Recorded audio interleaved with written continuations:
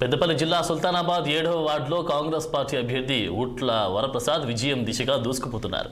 అధికార పార్టీతోనే అభివృద్ధి సాధ్యమని కాంగ్రెస్ పార్టీ అభ్యర్థి ఉట్ల వరప్రసాద్ ప్రజలంతా మద్దతు తెలుపుతున్నారు. ఇక గత బీఆర్ఎస్ హయాంలో వార్డుల్లో కనీస మౌలిక సదుపాయాలకు కూడా నోచుకోలేదని విమర్శించారు.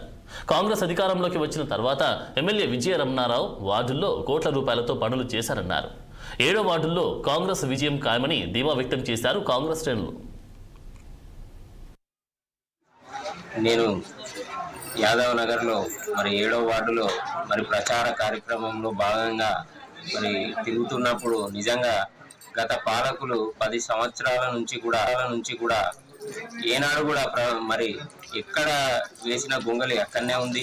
ఇక్కడ కూడా సరి అయిన మౌలిక వసతులు ఇక్కడ యాదవ్ నగర్లో ఎక్కడ కూడా మౌలిక వసతులు లేవు. సీసీ రోడ్లు కానీ డ్రైనేజీలు కూడా అస్తవ్యస్తంగా ఉన్నాయి. అనేక సమస్యలతో యాదవ్ నగర్ ప్రజలు చాలా ఇబ్బందులకు గురవుతా ఉన్నారు.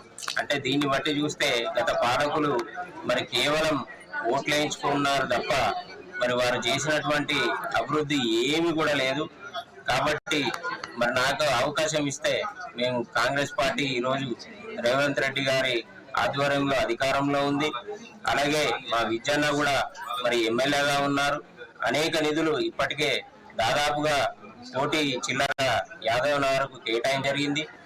కూడా మచా కార్యక్రమంలో భాగంగా ఇంకొక 1 కోటి రూపాయలైనా నేను